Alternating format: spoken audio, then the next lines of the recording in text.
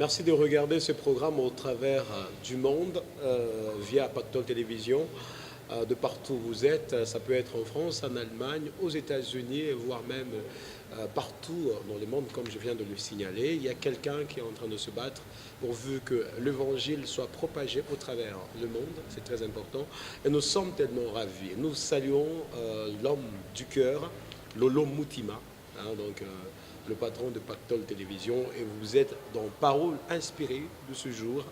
Et ça sera vraiment avec plus de joie et plus de ferveur que nous aurons à vous présenter ce programme de Parole inspirée. Et bienvenue à tous ça.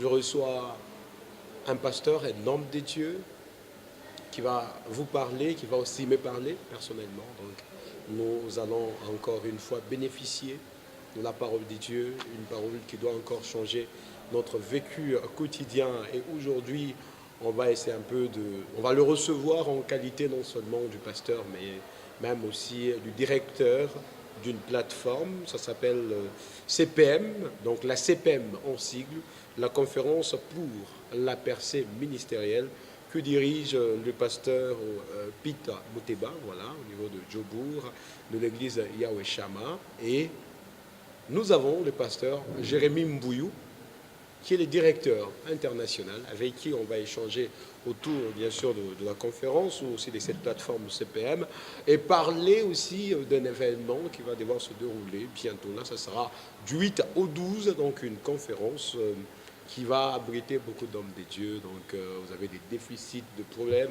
par rapport à votre parcours ministériel. Ça sera très important de pouvoir venir participer à cette conférence. C'est très important. Pasteur Jérémy Mbouyou, je peux en même temps vous appeler directeur international. Bonjour et bienvenue en ce programme. Merci, bien-aimé. Nous sommes très ravis. Je viens dans l'entame de vous présenter comme étant directeur international de cette plateforme, la conférence pour la percée ministérielle. Alors expliquez un peu à quoi consiste un peu cette organisation CPM. Merci pour m'avoir accordé la parole. Et je suis très content de pouvoir participer à votre émission pour la première fois. Merci. Et CPM n'est pas une église locale, mais le CPM est un organisme qui est en train de collaborer ensemble avec les corps du Christ dans un cadre de formation des leaders afin de les équiper pour le bon fonctionnement du sacerdoce.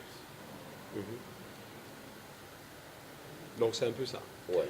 Oui, ça fait combien de temps, parce que vous êtes directeur, ça fait combien de temps que vous êtes en train de chapeauter un peu cette direction du CPM?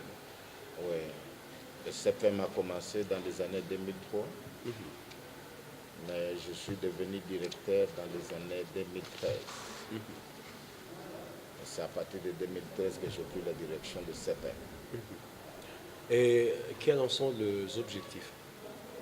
Oui, comme nous l'avons dit, le CPM n'est pas une église locale, c'est un organisme qui travaille dans un contexte du corps du Christ pour équiper les leaders.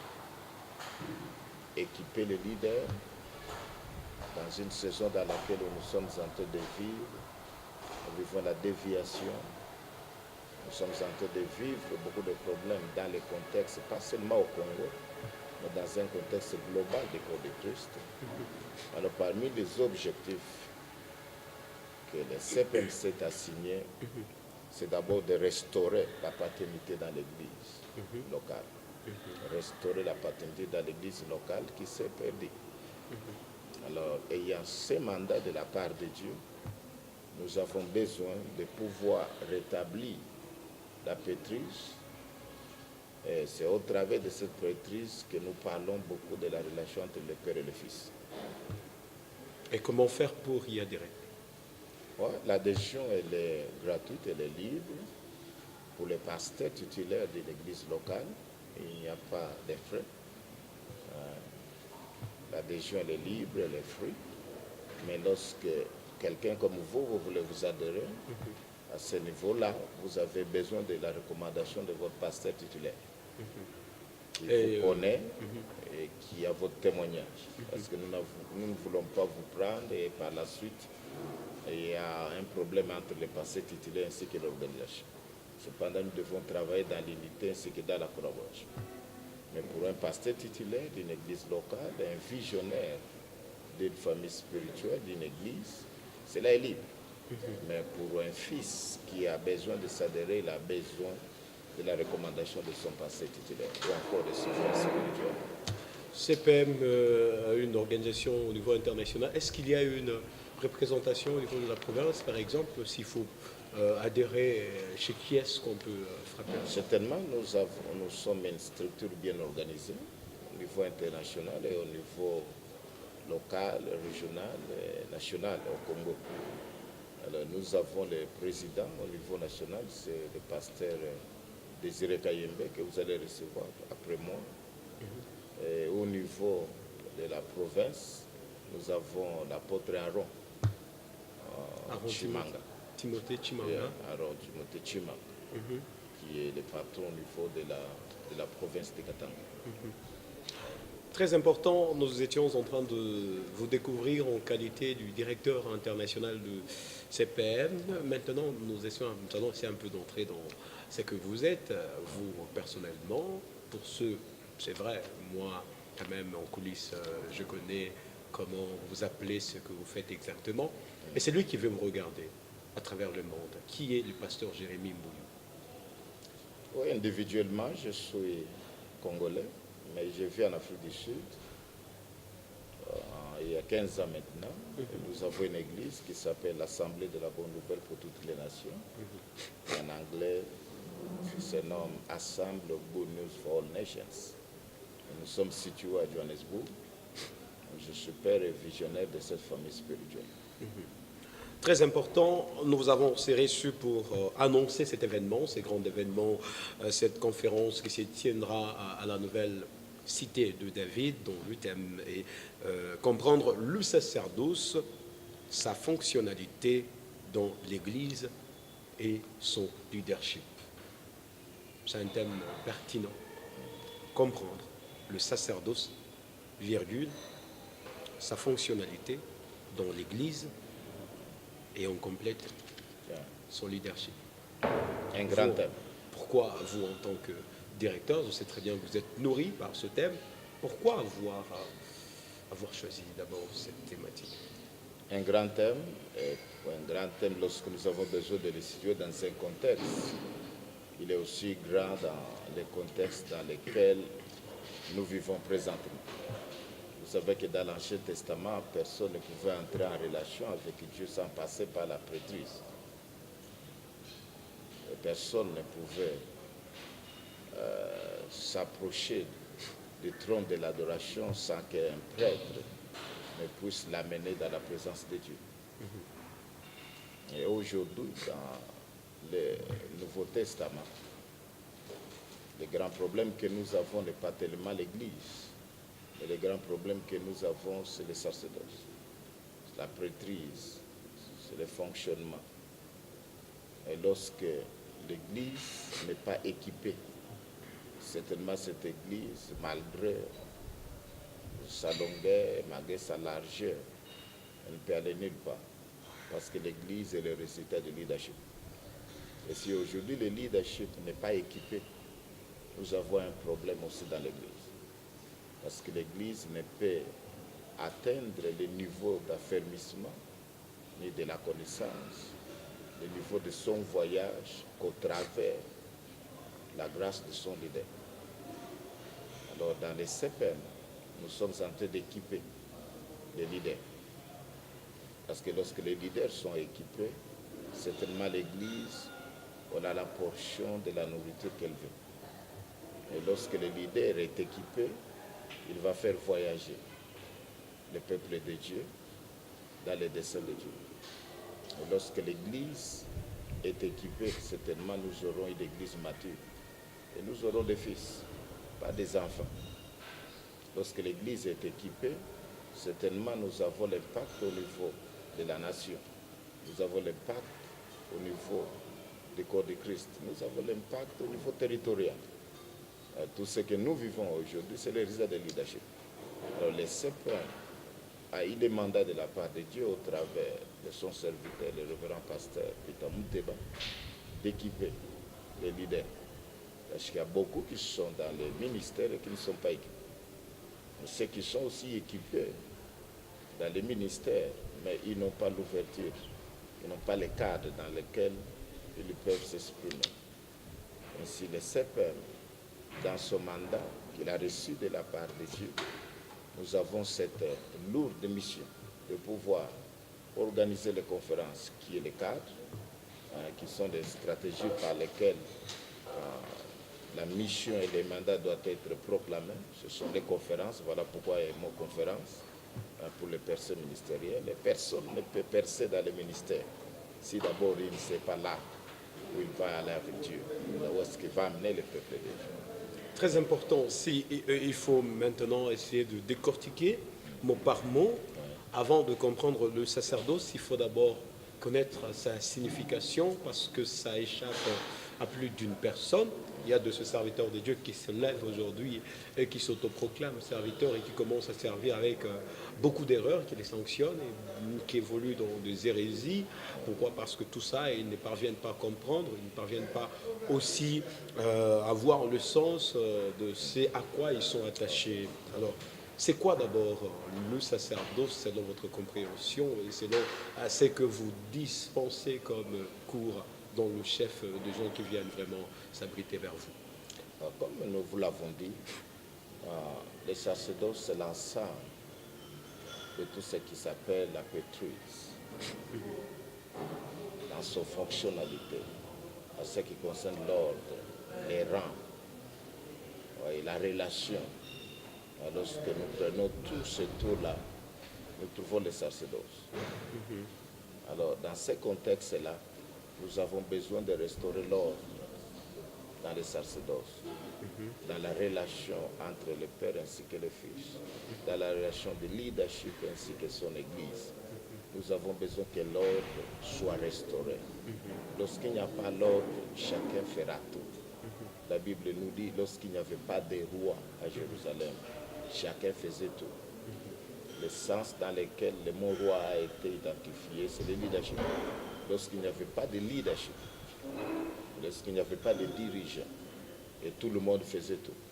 Et si nous avons besoin de restaurer l'ordre dans le sacerdoce.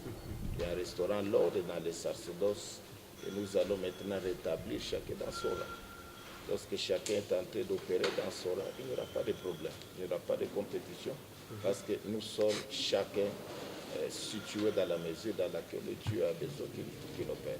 Est-ce qu'il y a de stratégies que vous avez déjà mises sur pied pour restaurer l'ordre dans le sacerdoce? Certainement, nous avons des stratégies. Parmi les stratégies, c'est la conférence, qui est un cadre dans lequel nous réunissons les hommes de Dieu. Pas seulement les hommes de Dieu, nous voulons que, par exemple, dans cette conférence, que les hommes de Dieu viennent avec leurs fils, pour que les objectifs soient réellement accomplis dans cette conférence. Nous avons besoin que les hommes de Dieu, que nous appelons les pères, puissent venir avec leurs fils, afin qu'au travers de ce cadre de la conférence, nous aurons beaucoup de temps d'interaction, beaucoup de temps de formation et beaucoup de temps de la communication de la parole de Dieu. Et par rapport à ce que j'ai eu à entendre, à ce que j'ai vécu, mais je me rends compte que ce thème est vraiment très intéressant. Alors, comment parvenir à comprendre le sacerdoce?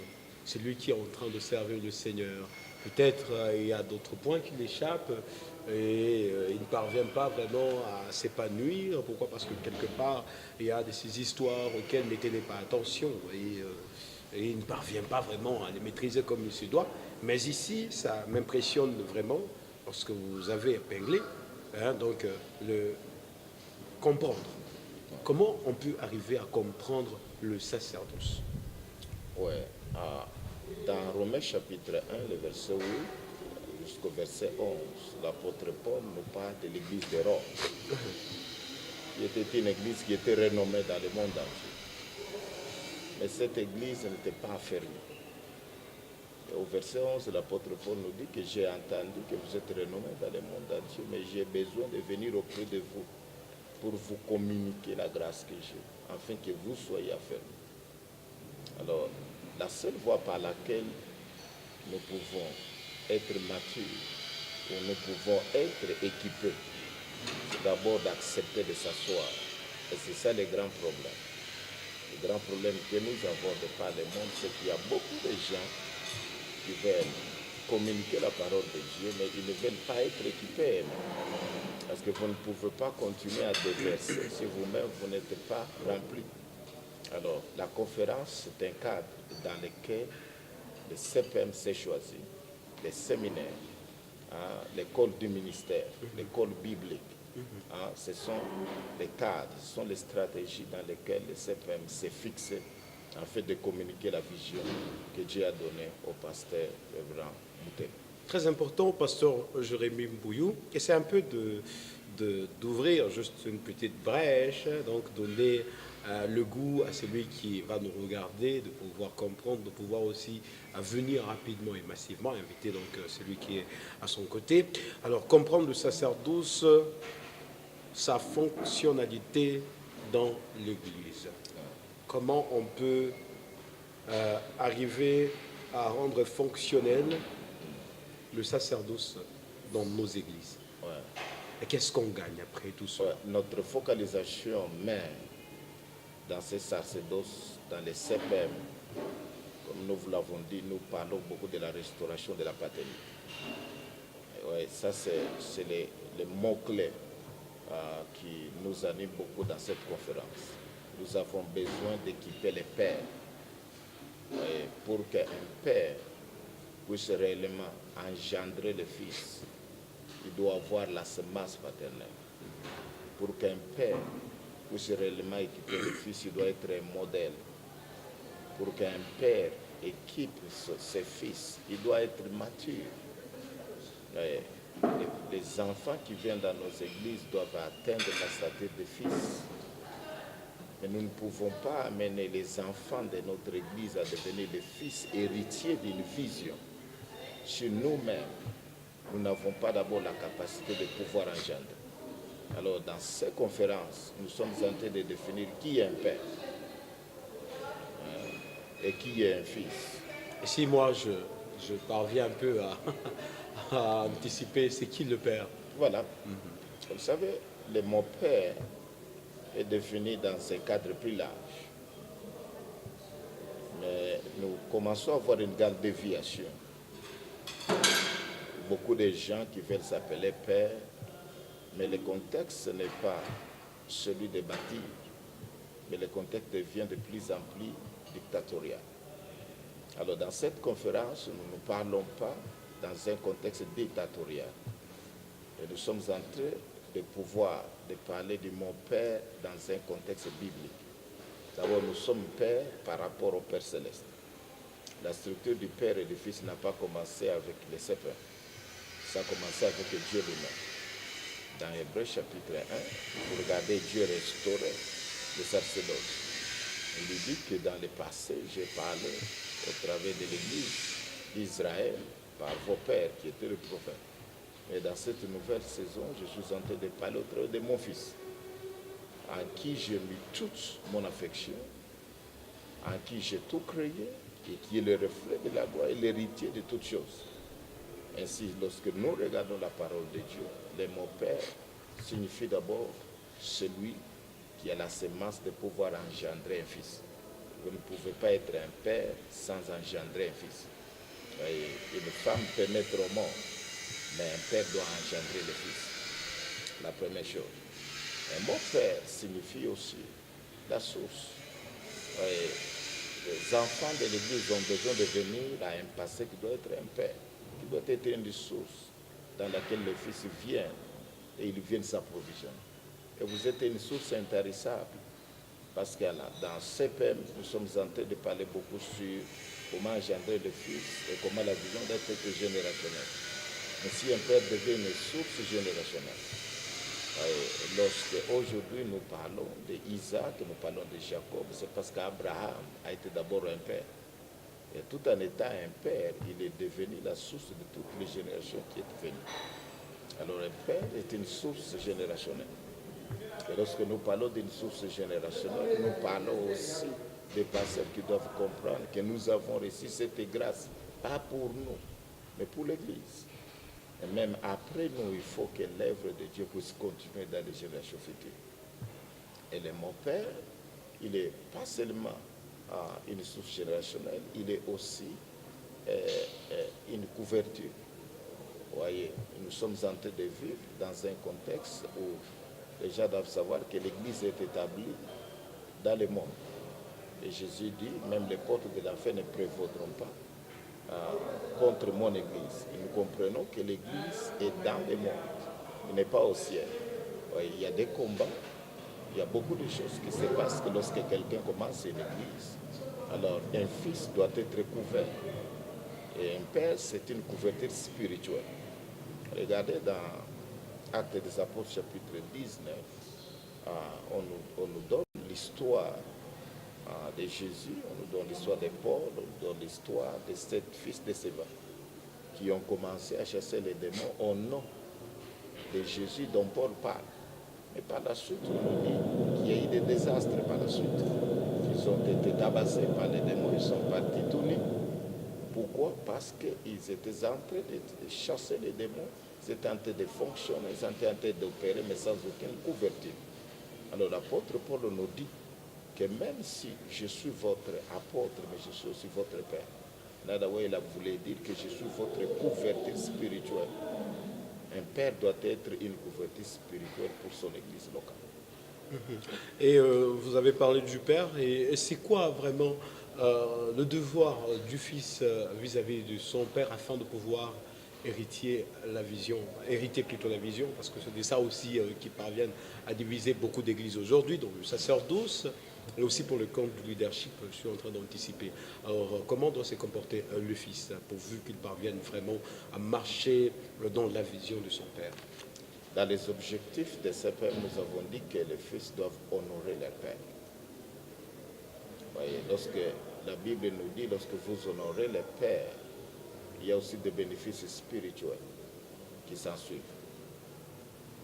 Un fils doit honorer son père. Vous n'êtes pas celui qui a découvert la foi. Il y a quelqu'un qui a découvert la foi et qui vous a amené dans cette foi. La deuxième chose, un fils doit entrer en relation avec son père. Parce que la base de notre fonctionnalité, c'est la relation. Un fils doit être en relation spirituelle avec son père. Un fils ne doit pas être éloigné de son père. Jésus a dit, tout ce que je le fais parce que je vois mon père faire cela. Un fils doit avoir un modèle.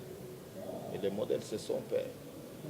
L'apôtre Paul nous dit, soyez mes imitateurs, comme moi, je suis l'imitateur de Christ. Et pendant ce temps-là, nous avons besoin d'ouvrir une parenthèse, que nous ne sommes pas pères par position, mais nous sommes pères par modèle. Nous sommes un pattern.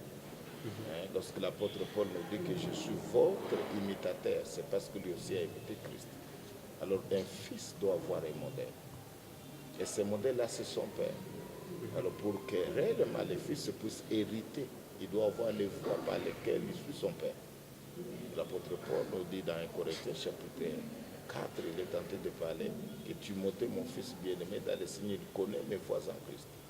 En d'autres termes, un fils doit suivre les traces spirituelles d'un père afin qu'il puisse hériter toutes les grâces qu'il a et que son père a. Un fils doit bâtir une relation intime. Lorsque Timothée est devenu un fils bien-aimé, fidèle dans le Seigneur, c'est qu'il a bâti une relation intime avec son père. C'est au travers de cette relation intime qu'il a réussi ce que l'apôtre Paul avait. Mais cependant, Timothée n'était pas sauvé par Paul. Mais dans leur parcours, en tant que père et fils, il a découvert des grâces exceptionnelles qui étaient en Paul. Il s'est soumis, il a obéi et il est devenu un fils. Et jusqu'à devenir un fils légitime. Un fils légitime. Ok, et nous parlons de comprendre le sacerdoce, sa fonctionnalité dans l'Église et son leadership. Et le sacerdoce et son leadership. Comment on peut arriver un peu à les nuancer? Voilà. Dans le sacerdoce, les rangs est très important. Les rangs est très important. Aujourd'hui, les rangs est négligé et même méconnu dans l'église locale. Voyez, il y a quelqu'un qui commence l'œuvre aujourd'hui, il a besoin de se comparer avec un papa Zacharie. Il a besoin de se comparer avec tous les grands leaders que Dieu a établis dans cette ville. Ça, c'est déjà une déviation, une façon d'échec. Dans le sacerdoce, le rang est très important. Nous pouvons tous être les mêmes en Christ, mais tous nous ne pouvons pas opérer dans les mêmes rangs. Nous pouvons tous avoir la grâce en Christ, mais les mesures de la grâce qui nous amènent à fonctionner ne peuvent pas être les mêmes. Nous sommes comme des pierres qui sont taillées dans les temples, mais chaque pierre devait avoir une mesure. Et l'apôtre Paul nous dit dans 1 Corinthiens 10, il dit que nous ne pouvons pas nous glorifier en dehors de la mesure de quelqu'un d'autre. Chacun doit comprendre que la mesure dans laquelle Dieu lui a établi lui permet de pouvoir s'allier à une grâce supérieure qui est capable de pouvoir lui définir ce qu'il doit faire. Vous comprenez? Alors la première chose, c'est la reconnaissance du rang. Et la deuxième chose, c'est aussi se soumettre à une grâce supérieure qui est capable de vous définir ce que vous êtes. Pas dans un contexte où nous pouvons exploiter les fils, les enfants, non. Dans un contexte où nous pouvons donner une lumière dans la direction dans laquelle Dieu vous a donné un mandat et une mission. Quelqu'un peut avoir une vision, quelqu'un peut écouter de la part de Dieu et ne jamais comprendre comment il doit fonctionner, comment il doit opérer. Et c'est dans l'opération, dans les fonctionnalités qu'il y a beaucoup de problèmes, où les gens sont en train de pouvoir sortir en dehors de leurs propres mesures. Aujourd'hui, il peut s'appeler apôtre, demain il peut s'appeler pasteur, après demain il peut s'appeler évangéliste. Et les gens ne sont pas établis dans les mesures dans lesquelles ils doivent opérer. Ainsi, dans le sacerdoce, le septième est tenté de définir les mesures. Le septième est tenté de définir les rangs. Que les gens respectent les rangs, que les gens respectent leurs mesures et que les gens soient fiers de ce que Dieu les a fait en Christ Jésus. Je profite déjà d'entrer dans la conférence. Vous avez dit quelque part, je vous ai entendu, vous aviez dit que l'enfant ou celui qui est censé apprendre doit aussi se soumettre à la grâce supérieure pour être identifié.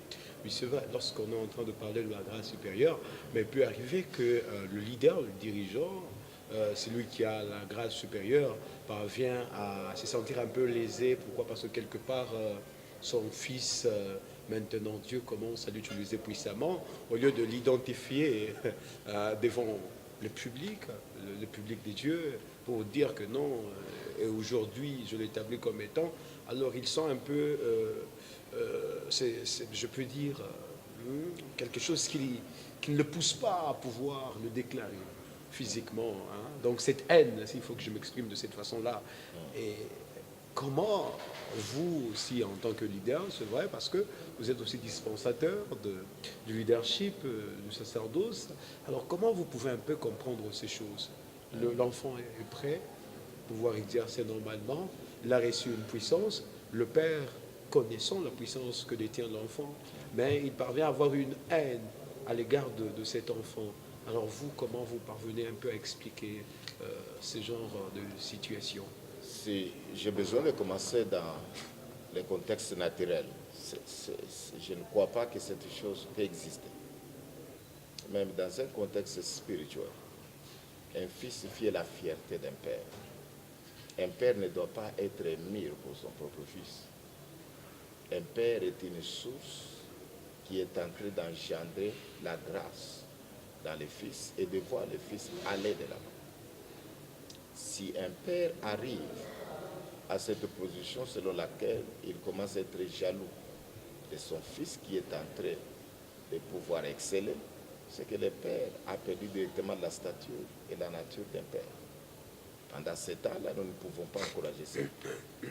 Un père doit voir que son fils qui a commencé un enfant, il est devenu fils, il est devenu mature, il excelle, Et c'est cela la gloire. Tout ce que Jésus a fait sur la terre, c'était glorieux. Et il est toujours retourné à son Père. Dans Jean chapitre 17, Jésus est tenté de définir le mandat et la mission pour laquelle il est venu. Et après, il dit, j'ai besoin de retourner à mon Père. En d'autres termes, un père ne doit pas être mis une limitation pour le fils. Un père doit prier pour son fils. Il doit le couvrir. Il doit continuer à pouvoir l'équiper et voir que le fils est en train de partir très loin avec Dieu. Parce qu'à la fin de toutes ces choses-là, la grâce qu'un père a reçue, il l'a reçue pour le fils. Éphésiens chapitre 3, versets 2 à 5, l'apôtre Paul nous dit, savez-vous que la grâce ou l'administration de la grâce que j'ai reçue m'a été donnée par Dieu, mais pour vous.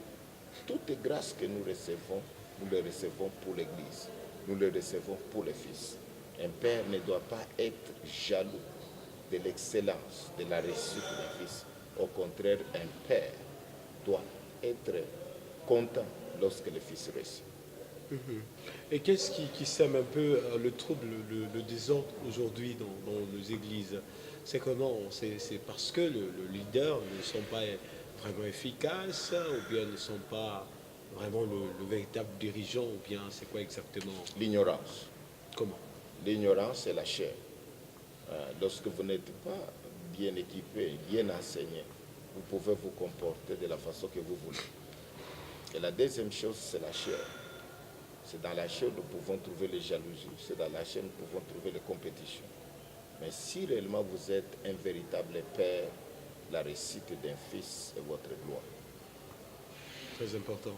Voilà, et en conclusion, qu'est-ce qu'on peut retenir par rapport à ce thème de la conférence, comprendre le sacerdoce, sa fonctionnalité dans l'Église et son leadership?